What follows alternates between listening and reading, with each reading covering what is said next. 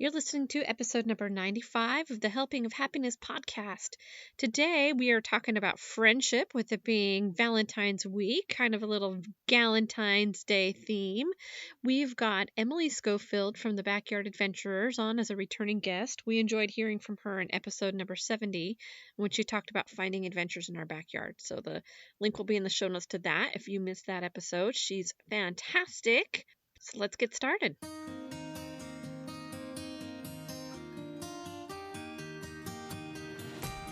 Hi, you're listening to Helping of Happiness. I'm your host, Hillary Hess, a crazy mom of 7 kids who loves to eat and loves to travel. Mom life can be exhausting, hectic, and scary at times, so let's take this journey together. We can love, we can learn, we can laugh, we can cry, and we can become better friends while we're at it. So before we get started with Emily, I really wanted to share this little story that I heard at my church on Sunday. One of my friends did part of the sermon, and she told this really cute little Valentine's Day story. It wasn't something that I had originally planned on putting in this podcast, but after she read it, I just felt so strongly that I wanted to put this in because it's a really sweet, simple little story. So she has a little Valentine's book collection that she pulls out every year. And this book that she was reading to us is called Somebody Loves You, Mr. Hatch. And you may have read this before. I hadn't read this before. I cannot wait to get it. But it says, the story begins with Mr. Hatch, a lonely, sad shoelace factory worker who sticks to the same schedule each day and never talks to anyone. One Saturday, the postman, Mr. Goober, delivers a surprise package with a heart-shaped, chocolate-filled box inside, along with a little white card that flutters to the ground. The note says, "Somebody loves you." Mr. Hatch is astonished. Now who would send this to me? He had no friends. His puzzlement turns to excitement, and for the first time ever, he laughs, dances, and claps his hand. This gesture changes Hatch's life. After that, he practices a little self-care. He chats with his co-workers at lunch, and he shares his chocolates. He serves his neighbor with warm brownies and a backyard picnic, and more. Well, weeks later, the postman returns. Mr. Goober apologetically explains that he made a mistake when he delivered the Valentine's package, and his supervisor is angry. Mr. Hatch fetches the box and returns it. As the postman is walking away, Mr. Hatch calls out, "Mr. Goober, I forgot something," and hands him a white card that says "Somebody loves you." The next day, Mr. Hatch resumes his former monotonous life, not engaging with anyone. His co-workers and neighbors quickly notice Hatch's change in behavior. They learn from Mr. Goober what happened and come up with a plan. The following Saturday morning, Mr. Hatch walks out to his porch to clean and is surprised to see his porch decorated with hearts, streamers, boxes of candy, and his front yard filled with his friends holding a banner that says, "Everybody loves Mr. Hatch." I love that book so much. I've got to get it. I just think that story is the sweetest, and it's such a great introduction leading into our talk about friendship and what friendship really means, and how friendship really is about us loving one another and supporting one another when we're down or when we're struggling or we don't think that we're good enough. One reason I invited Emily Schofield onto the podcast today is because I've seen her jump into friendship so well. She is such an example to me of making the best of wherever you live, and I thought she would be really fantastic. So she originally is from Idaho. She's moved to Louisiana and South Texas and has just had to start fresh several times as a mom. And this our conversation that we're having together is a little bit more about mom friends than it is about like our children's friends. I hope you enjoy this. I asked her to just jump right in, so you'll kind of hear me do a quick little intro, and then she's just going to take it. So I hope you enjoy this conversation, and I really hope that you'll join us over on our new Facebook group called Helping of Happiness Friends, where we can get into more discussion about this topic of friendship and all kinds of topics that have to do with family life.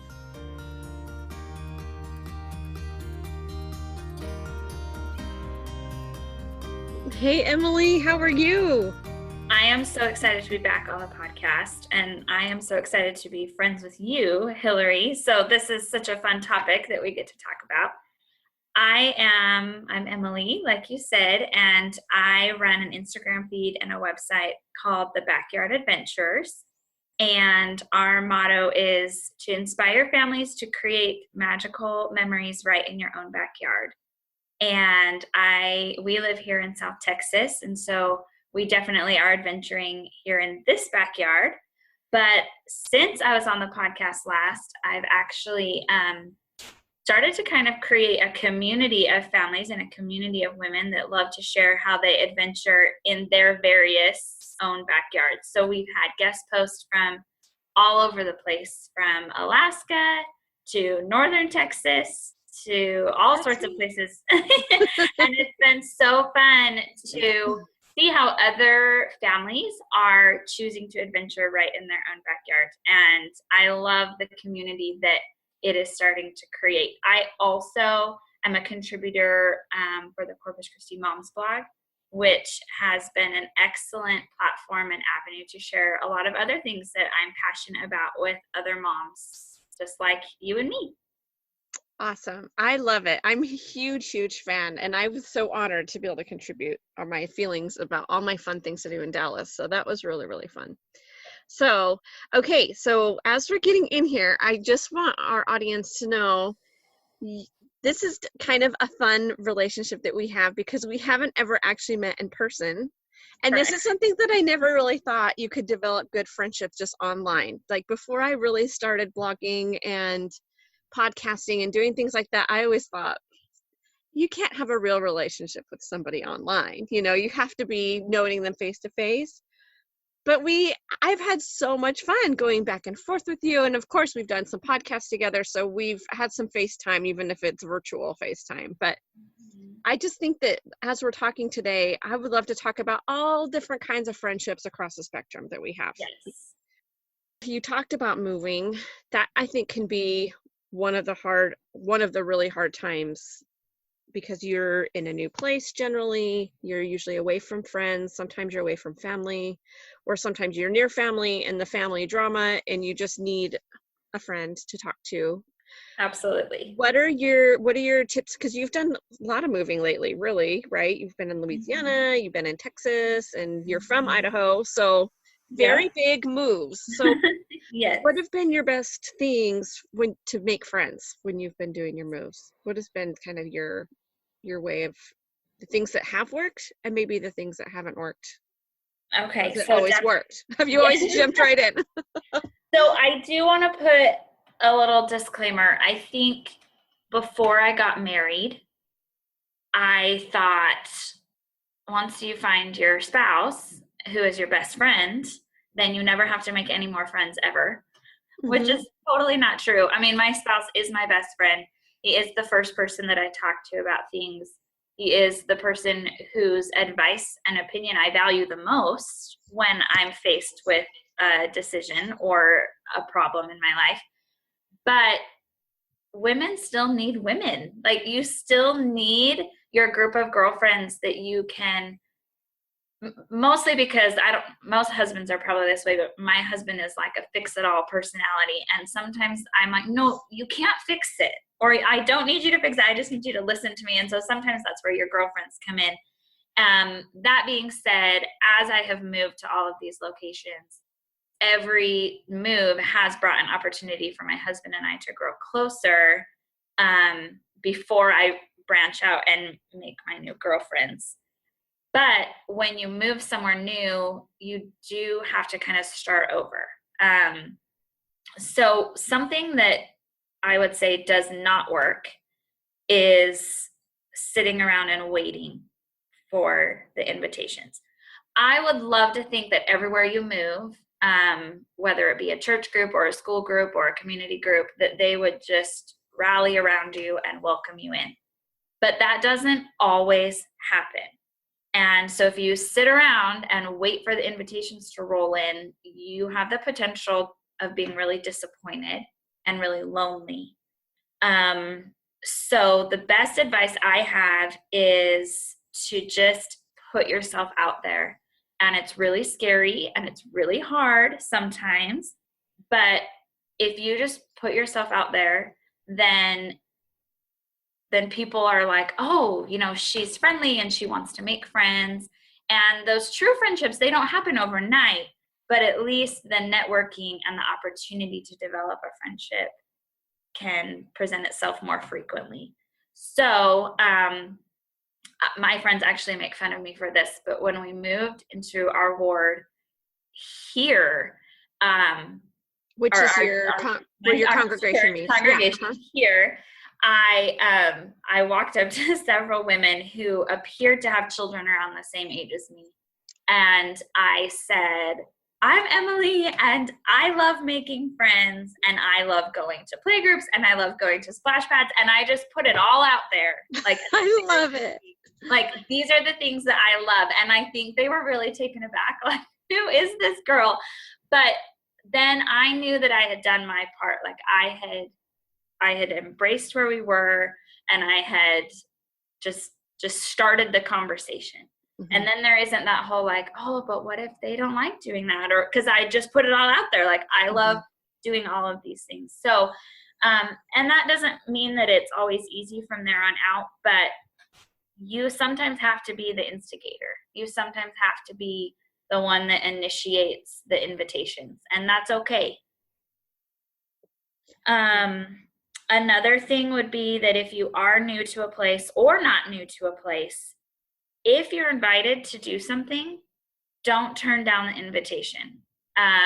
Even if you follow like a really strict morning schedule at home with your baby, if someone invites you to a 10 o'clock play date and you've just been complaining that you don't have any friends, you maybe need to be a little bit flexible and recognize, like, I'm never going to make friends if I never leave the house at this time. And so it sometimes takes some, adjusting, but then after like a couple times, if you feel comfortable with that person, you can say, my baby doesn't wake up from their nap until 11 o'clock. Is there any way that we could hang out after? Or, but it might take adjusting with you a couple of times. Or you can say, we're busy at that time, or my baby's asleep at that time, but do you want to come over here? Because I would certainly love to visit with you while the baby is napping. Yeah. Love that. I like what you were saying when you were, this is kind of going back a little bit, kind of rewinding back to where you were. I didn't want to interrupt you and have you lose your train of thought, but that's another thing about friendship, right? We're listening and not just thinking about what we're going to say next. Yeah, which is such a hard tool. It's really hard for me. I am a biggest interrupter, but I just never really thought about making friends as a mom. That was never something that I thought that as a mom, you need friends. You have your husband, you're busy raising your kids. That wasn't ever something that I thought about needing to, not that I didn't want to, but I just hadn't ever really thought about it, right? But when your husband's working all day long and you're going through these new experiences, I felt like because we lived in California for 7 years before we moved here to Texas, and we've been in Texas for almost 12 years. It's been a long time, but those years in California were really where I kind of learned from my mom friends on the kind of mom that I wanted to be. And I really, if I hadn't been going and putting myself out there to kind of get things going, like, I really would try to be the one instigating the play groups, or making sure everyone came to book club once a month, or come to our church activities. I don't think that I would have had I wouldn't have had those learning opportunities and learned watching all these other moms parent and saying, okay, I want to parent like that mom. I like how she does that. That one over there isn't really my style, but I really can see how that works for her and her family, and that has been such a really important thing for me. How did you potty train your kids? How did you, all these how did yous. And then, I don't know, you just, as you teach each other and learn from each other, it's I think the hanging out, is a good thing, but I think that's just kind of on the surface, right? That's just the beginning. That's kind of that first step, and you're maybe not even going to an activity that you enjoy that much, but you've got to start somewhere, and then you can start inviting them in to do things that you maybe enjoy a little bit more. Not that it, like, I'm not saying go to some inappropriate activity or something. I'm not saying something that you feel totally out of your comfort zone, but maybe they're going to do something that like a hike or something and you're just not much of an outdoorsy person, you know, you can go once or twice to something like that. Anyway, but I just think that there's so many different levels of friendship. Like, so when we were talking about this and kind of outlining, I kept the movie Fried Green Tomatoes kept coming to my head. Have you seen that movie? It's like, I haven't. oh my gosh. Okay, so let me just give you kind of like a little summary because they have so many different levels of friendships in that movie. So it starts out with this lady that's like going through like a midlife crisis. She's going through menopause. Her relationship with her husband is kind of on the rocks. She is just a doormat. She feels horrible about herself. And she happens to be at a nursing home where they're visiting her mother-in-law, and her mother-in-law is just super mean to her and like, oh, like she'll bring flowers and she's throwing the flowers at her and chasing her out the nursing room door. So she ends up in the hallway just kind of eating her candy. She's got, kind of a, issues with how she feels physically. Like she feels like she's isn't happy with her weight. And so, but she's always eating like some kind of chocolate or like popcorn or, you could just see her like eating in the hall. And this other old lady just comes up to her and says, oh, you've come, you've come here. Oh, I'm so glad you came to see me. And they start up this really casual friendship. And they build it little by little as this older lady is telling this lady going through this crisis about different stories of her life. And then you see, it flashes back to the stories of this lady's life. And it's all about the friendship that she had with this girl named Ruth, and how they serve each other and they love each other and they drive each other crazy, but they're always there for each other type of a thing through their lives. And, it goes on and on and on about that. But through these conversations that these women have, the old lady like takes the candy away and tells her to go eat healthy, and the lady does, and she starts jumping on her little trampoline in the house, and she's taking on home projects, and she just really blossoms into this person that is more self-confident. And there's lots of funny things through it too, but I just love that it shows how just something as simple as talking to, and it doesn't even have to be somebody of your same age. Like we're all women. Like it can go across the years. I've had really dear friends that have been way older than me and younger than me. And we just all need each other for different things. And that, that the old lady maybe needed that other friend that she was telling stories about with for certain aspects in her life. But she needed this current friend to not be so lonely because her husband had passed away. And, she loved that companionship. So anyway, in a nutshell, that's kind of the movie, but it has so many good layers of friendship that's what I kept thinking about. So I'm going to have to go watch that movie because I do believe that we have certain friends in our life that fill certain needs. I also feel like as our relationships grow, how do I want to say this?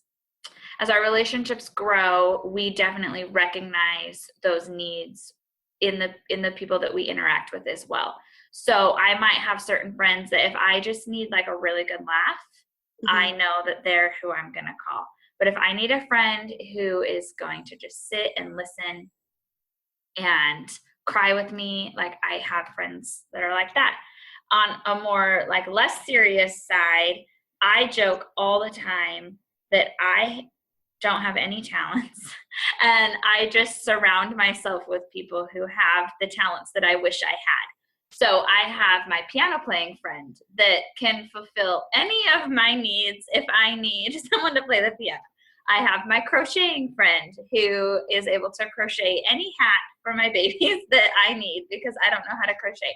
And I have my quilting friend, and I have my baking friend, and my vinyl lettering friend, all these people that I just surround myself with that are able to, help me in those different areas of service. And when I joke about that, they're always like, no, like you do this and you do this. And I'm like, I don't see any of that, but I just appreciate that my friends are so talented. Well, and I think there is something to that, right? I mean, I think for me, part of it ends up that my kids are across such a big spectrum, right? From age 2 to 18, I have different friends that have different kids, different ages and stages. And sometimes it's really fun to let's go hang out at the park with the little ones while the big kids are at school. So that's going to be a different group of friends than my friends that I'm hanging out going to grad parties with for my older daughter, right? It's just, but it's not like I love one friend more than the other. We just are going through different things and bond on different levels. Correct. Correct. And I think another thing that I had thought about was that when we make friends, when we're starting to make friends, whether you move to a new place or you have the opportunity to make new friends in a new environment, it's a lot like when you started dating your spouse. So you kind of get to know them on a surface level, like you learn their name and maybe like the ages of their kids. And a lot of times, just having kids around the same age may be the first thing that you have in common. And that's enough of an in with someone that you can now invite them to come to the pool or to meet you at the park or to meet you at the splash pad. Like that's just enough of a little segue into like, hey, let's get to know each other a little bit more. And then as you get to know them, you can kind of decide what level of friend they might become. Like if all you have in common is that your kids are the same age, they might be just like your PTO and your school friends. And that's okay. Like you don't have to share your whole life story with everyone.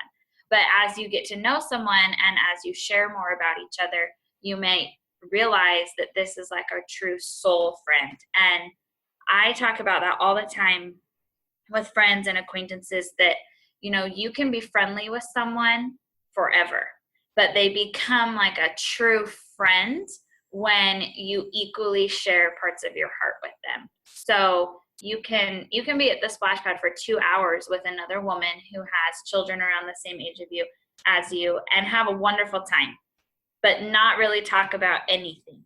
But you can start to open yourself up and give, you know, little pieces of your heart. And then pretty soon they can become a true friend. Well, and I think another way that I've really made true friends has been through service, kind of on the giving and on the receiving. I had this one friend where, you know, we were friends from church, but we weren't that close. And I just always kind of thought, I mean, I love this lady, I respect her, but she's not one of my people. Like, we're just never going to be close. And she just is always like kind of a little cold on the surface, you know. I mean, not like cold, but just, you know, it just seemed like there wasn't ever going to be any way that we had much of a connection.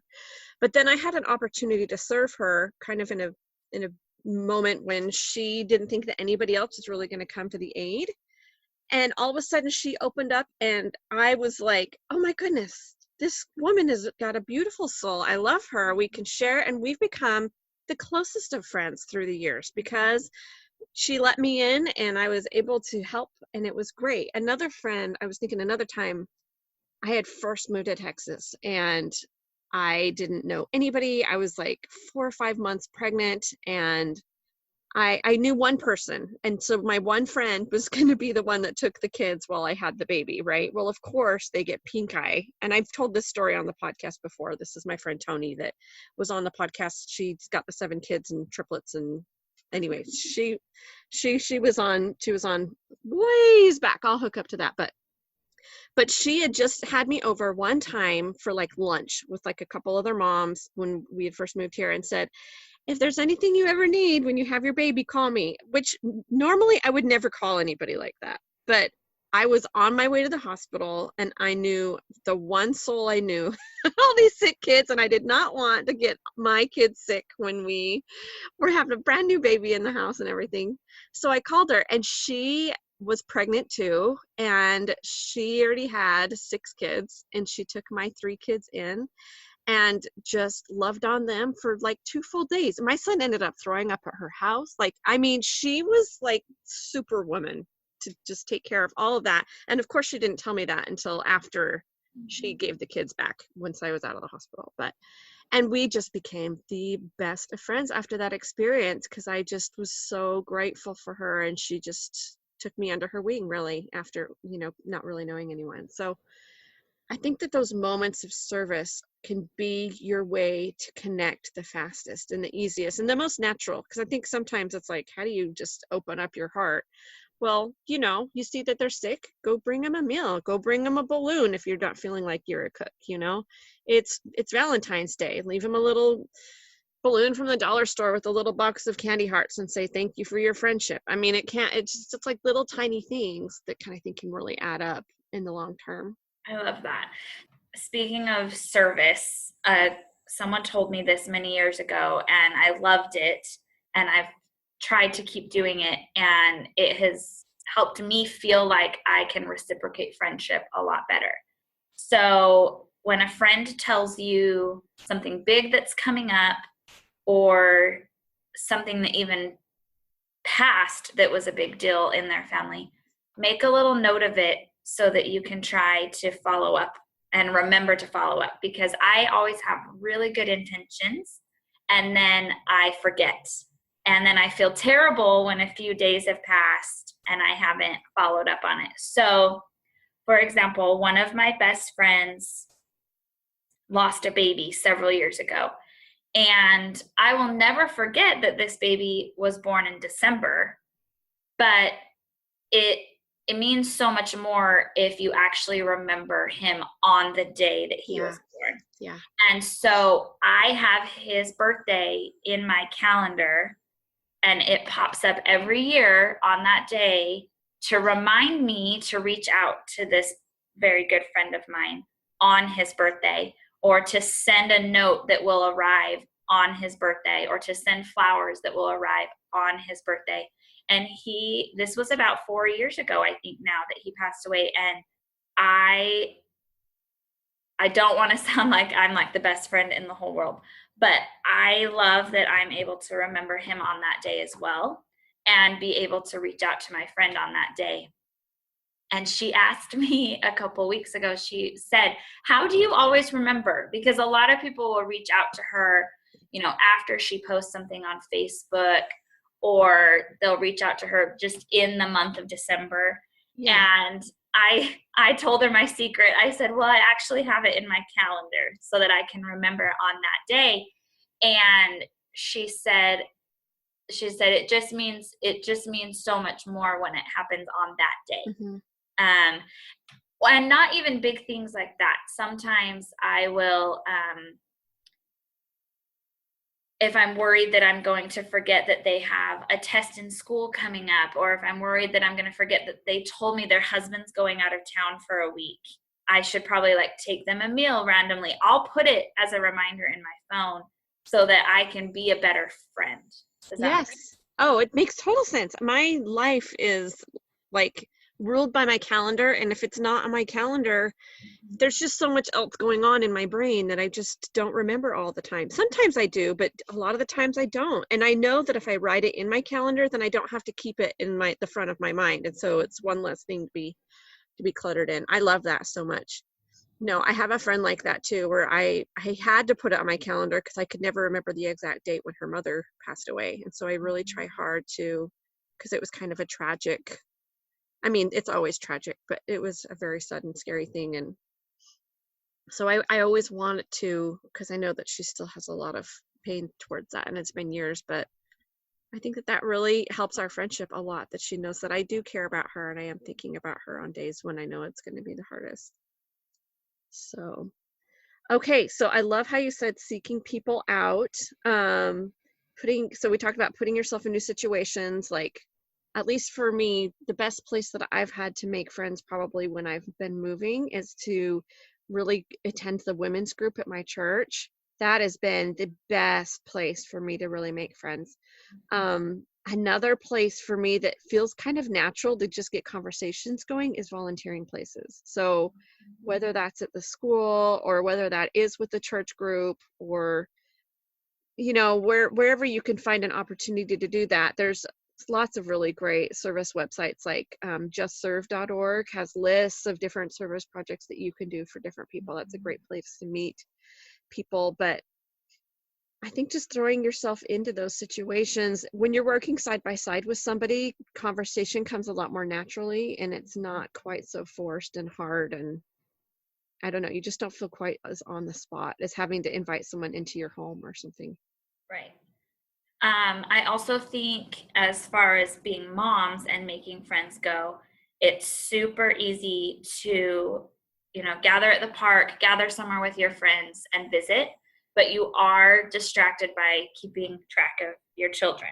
Mm-hmm. So one thing that I love to do is if you have a group of friends, have a set day that you get together to hang out in the evenings without your kids. So whether that's for a book club or for a my favorite things swap, or maybe you go out to dinner once a month, whatever works for your group of women. When I lived in Baton Rouge, evenings were when everyone was most available. And our husbands were all super great about making sure that we got together every month for book club. And it was just a set thing. It just happened. It was very organic. We had women from all different age groups and we loved it. And then when I moved to this town, I tried to start a book club and it just didn't take off. And I finally, asked, why do you guys feel like you can't come? And they were like, evenings are just not good for us. And I was like, oh, well, if that's the issue, then that's an easy fix. And so we started doing book club at 10 o'clock in the morning on a weekday, and lots more people were able to come. And so just be flexible in figuring out how groups of women can get together. Yeah, I I like also that. think if you're new to an area, and you're missing things that you used to do with your friends in your old place, start doing those things here in your new place. So I loved to do book club with my group of friends. And even though I missed my group of friends, I realized what I missed even more was a chance to get out of the house Mm-hmm. and a chance to converse about really interesting topics. And so I started a book club. You might, miss certain aspects of your friendships with friends in your old place. And so instigate those activities in your new place, and pretty soon they will feel as organic as they did in your old place. And don't be afraid of trying new things either, because you might be surprised. The group of women that I'm now really good friends with from the Corpus Christi Moms blog are very different than the women that I used to be friends with in Baton Rouge, and they introduced me to new topics and new thought processes, and it has just really filled my soul to get to know a different group of women that come from a different background of life. I So love that. don't be afraid to try new things either. Okay, so what about, let's talk about healthy friendships, right? Because I Yeah. think sometimes, and I feel like I kind of got into this in the last couple of years and I had to kind of find my way out. I realized that I really probably enjoyed the friends that I was hanging out with on a different level than they enjoyed me, or at least it just felt that way. I felt like maybe they were doing a little bit more together and I wasn't always getting invited. You just had kind of the left out feeling, right? Yes. So, what do you do? Okay. So actually, I called my best friend from Baton Rouge yesterday just to kind of walk through some of our thoughts on this before I met with you today. And this friend, she's one of my dearest friends, and we still stay in touch, even though we've moved away. And we talked about that yesterday because even though she is one of my best friends, she also has a group of girls, of women that she hangs out with that are completely different from me. Mhm. And when we were first friends, it really bothered me. Like, why isn't she inviting me? Like, I'm seeing it on Instagram, I'm seeing it on Facebook that they're hanging out and they're doing this thing that they have always done, like once a month or something. And why am I not getting invited? And it really hurt my feelings for a really long time. And then when it came down to it, I was like, but her and I are doing our group, our things, and they're doing their things. And it's okay to have separate groups of friends. Mhm. It is also okay to invite just one mom friend to the splash pad every once in a while if you want to connect with them on a closer level. It's also okay to send out a group text to 20 moms to meet you at the splash pad. But if your heart is heavy and you need to just visit with someone, it's okay to just invite one person to do one thing or two people when your heart needs that. But if you're just in a fun mood and you just want to like get the kids together, then there's a time and a place for that. What I learned is that just because she was having this group of friends that, they'd been together for a really long time and they kind of had these traditions that they loved to do, that didn't mean that she didn't love me or that she didn't want to be my friend. And when it came down to it, they were getting together to watch The Bachelor, which I had never watched before. I have no desire to watch it. That's not my cup of tea. So even if she had invited me, I don't think I would have gone because it wasn't something I was interested in. And so once I decided to like not be offended by it, then our friendship was able to blossom and to grow and to deepen in other ways because I was able to recognize like it's okay that she does that with those group of people and it's okay that she does this with me, and that's okay. So I don't know, other people might not feel that way, but I feel like it is okay to have your friends that sometimes you need to be like in an intimate conversation with them, and sometimes it's okay to hang out with like a large group. However, if you feel like you are offering more to a friendship consistently and they are not reciprocating it back, it is okay to protect your heart and to take a step back. And if you take a step back and the invitations cease, then it's okay. Then you know that your heart needs to pour more effort into other areas. But if you take a step back and then they reach out to you, then they might realize like, oh my goodness, we totally like forgot to include Emily on that group thread, and we totally didn't mean to. It was just because we're all forgetful sometimes. So I don't know, just feel it out. And if it's a consistent, like you're pouring more into it than them, then it's okay to step away, even if that hurts a little bit. I love that. That like sums up so much of what I have gone through in the last couple of years. Almost exactly. Yes. No, I just love that the way that you put that was just perfect, because you don't want to be a doormat. You don't want to be needy. You want to have a good give and take with a friend, right? And sometimes that does come outside of that group of friends that maybe isn't your jam, as much as maybe you want to be part of that jam, or you think you do. Like you said with The Bachelor, if you don't like The Bachelor, why would you want to go join that fun anyway? I mean, unless you really don't care that you're watching that and you just want to be with the girl, that's different. If you would go, even if you didn't like it. But no, I really love that so much. I think that is great. Not that there's anything wrong with groups of women going to watch The Bachelor. That's totally fine. I actually have a group of friends that loves to go ahead and do that. And yes, they have a really fun time. It was just oh no, but I think no, I love that. I think that's perfect. So yeah, no, I really love that so much. So and I think sorry, go ahead. Oh, go ahead. No, go ahead. I think if they post something on Instagram or if they post something on Facebook that they're all together doing that, don't be high school about it. Like, don't get all offended, because I fell into that trap before. I mean, my friend and I, we were together just the day before, like at the zoo, having a wonderful time.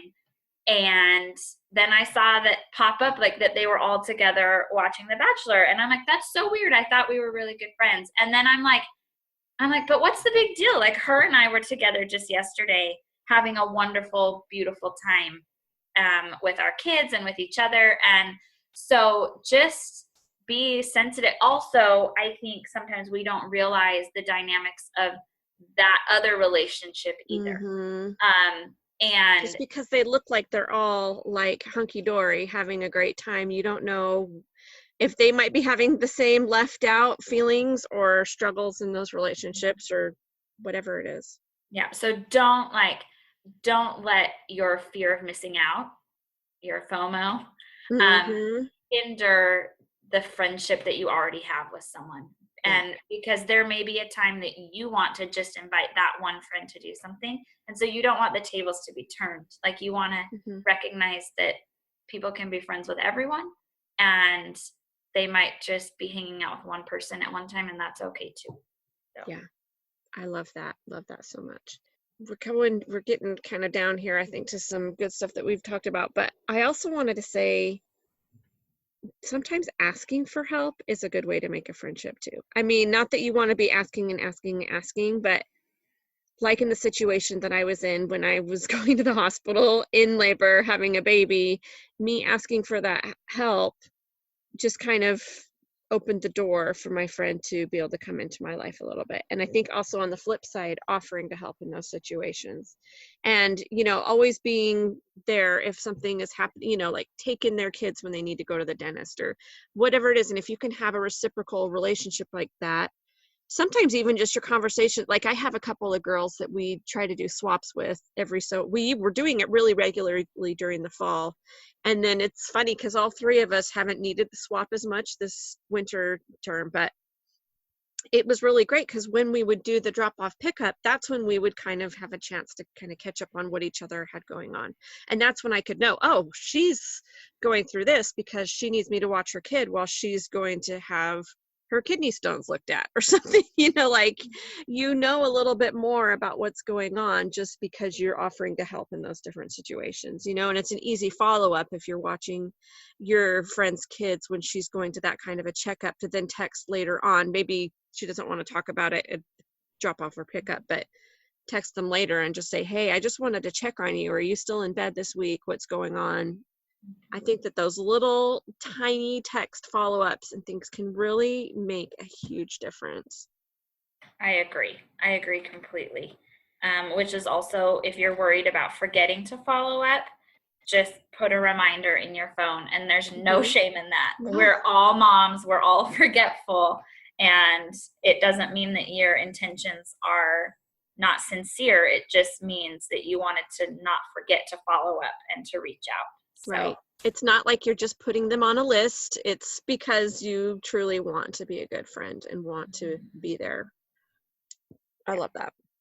Okay, so another one I wanted to talk about just a little bit is gossip and husband bashing when you get together with your friends. Because I think gossiping and the husband bashing kind of does this really quick temporary connection, but it really isn't a deep, long, wonderful reason to be friends with somebody. Like it's just not a healthy way to grow a relationship. So did you have any thoughts on that? I loved that you put that talking point on there because I find myself falling into this pitfall as well. I think sometimes we're so desperate for friendships. At least I know I have been in that place pretty recently with moving and stuff, that you're just looking for anything that can connect you to someone. And I think I have definitely had times in my life where I have left a conversation and just felt ugly about what either I contributed to the conversation or what I allowed to continue in the conversation. And I am not perfect at this, but what I will say is I have left conversations before and have felt so awful about it that I have called that person and I have said, I haven't put the blame on anyone besides myself, but I have said, I am so sorry that I contributed those thoughts. That was really unchristlike of me. That was a really ugly side of me. And I am making a promise to this friendship to not let that happen again. And then that kind of makes you both accountable to not letting those like ugly, gossipy feelings come up. However, you will have friends that will call you because their feelings have been hurt by someone else or by their husband. And when it comes to like husband stuff, I try really hard to just listen and to just offer my support. If they ask me, what would you do? Then I'll maybe offer advice. But usually they're just really trying to get something off of their chest they're not wanting to like actually like banter or gossip about their husbands. I am again not perfect on this, but I will try really hard to remind myself like this isn't a husband bashing session. This is just a friend that needs to get something off of their chest. Or this isn't a gossiping session. This is just a friend that needs to get something off of their chest. But I'm also not above apologizing for something that I said or shouldn't have said, or, you know, like, and then it just kind of keeps you both accountable to knowing that that was probably something that should have not been said. I don't know. I am so glad you said that. No, this is one reason I love you, Emily, because I think we're bonding over this, because I have totally done that before, where I've left a conversation and I've just said something, you know, maybe just snarky or something that just didn't have any need to be said about somebody else. And I've like texted the other moms that I'm with and I'm like, please forgive me. I probably made you feel uncomfortable with those things that I said. I should not have let that out. I should have kept that to myself and just let that go. And because I hate that dark, ugly feeling, I just don't want to be that person that is just being critical of other people. And, you know, I just, especially my husband, I always want to try to say the best things about him, because I would want him to say the best things about me. If he was talking with, like, I would hate it if he was at his work with his coworkers telling his coworkers all the things that I did that he didn't like, you know? So why would I be doing that at the park with my friends, you know? I mean, and I know there are, like you were saying, there are situations where people need to talk about it. You know, there's something that is happening that they really need someone to rely on. And if they don't tell you that, you have no idea that they're in that kind of situation. That is really, you know, you need to have a place for that for sure. But I think that that's different rather than just gossiping. And can you believe she did this type of a thing, you know? It's definitely been one of my New Year's resolutions, because it is not necessarily gossiping, but I guess maybe it is gossiping. I've allowed some hurt feelings from someone in my life to make it that that's all I ever want to say about them. You know, is how much they hurt me and how much they've upset me.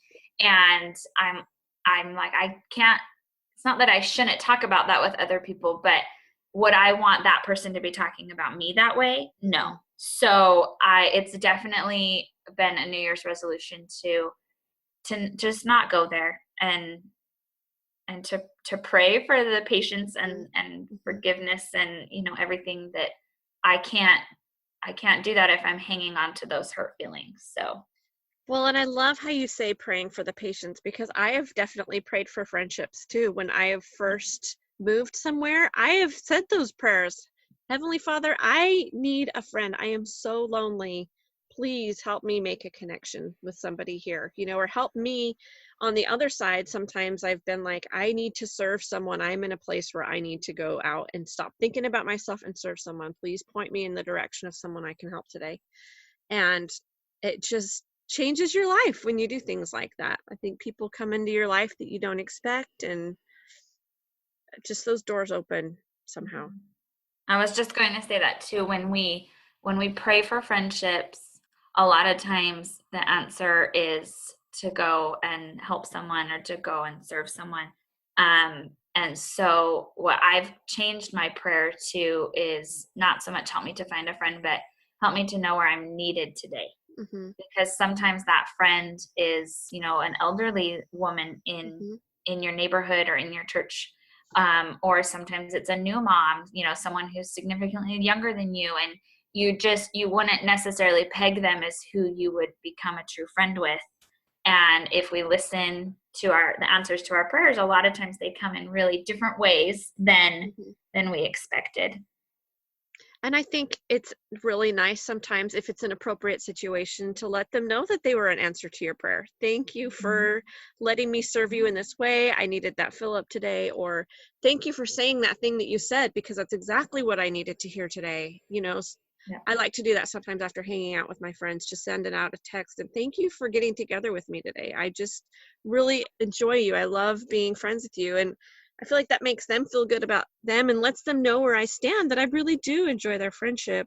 And then maybe that they feel more comfortable inviting me out another time. Absolutely. Actually, the follow-up after a hangout is something that I wrote down, because I feel like if you go back to when you were dating in college or first dating your spouse, if they would like text you or something right after the date and say how much they enjoyed spending time with you, it really made you feel so good. And so I do try to do that if I hang out with a friend or something. I'll try to send a little text just sometime throughout the day and just say, hey, thank you for that walk this morning. I really enjoyed, our conversation. And then it just kind of makes them feel like you valued that they spent an hour of their day with you. Mm-hmm. So I do want to mention, in today's day of technology, it does make it easier to keep in touch with our friends that move away and when we move away. And some of my dearest friends are ones that don't live here in Texas with me right now. But we're able to still talk weekly or daily if we want to. We use Marco Polo, which is actually a really great way to strengthen a friendship, because you have to listen all the way through to what they've said before you can respond to what they've said. So can I tell you, I've actually taken notes on a friend's Marco Polo before, because some of them get really long and I'm like, wait, I want to respond to that, but I know I'm going to forget what I'm going to say by the end. And I don't want them to think that I wasn't caring about the beginning of things that they said, but I just, by the end, you just remember the last thing they said. You can't remember. And it's so true. Like, I think as women, we really struggle with truly listening and not just formulating our response. But Marco Polo is actually a really good way to get over that, because you have to listen to the entire polo before you can respond to what they've said. So we love, my friends and I that live far away from each other, we love Marco Polo. We love FaceTime. We love, texting is just super easy way. I love to send bright boxes on birthdays or special occasions or times that I know they're struggling with something. My friend in Baton Rouge is the master at sending care packages, and she knows that I get really homesick during Mardi Gras for Louisiana, and she'll send me like a Mardi Gras care package with king cake and all this stuff to make me like not miss Mardi Gras so much. And I think one of the things I've learned the most since this most recent move was, instead of trying to replace my good friends from each place that I've lived, I need to embrace that I might have best friends that don't live here. And so instead of trying to like replace those friendships in my life, I can embrace that I have my Baton Rouge friends and I have my Idaho friends, but I also am going to have my Texas friends. And how wonderful and blessed someone is to have friends in so many different places. And you can cultivate and strengthen relationships in lots of different ways, in lots of different places.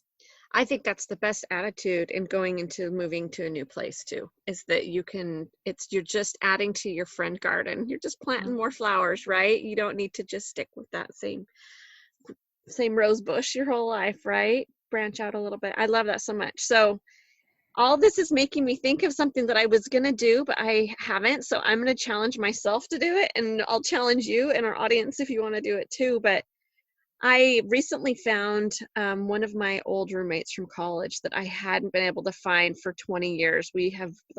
She hadn't been on social media, and then she'd had a handle that I wouldn't have been able to find, one of those things.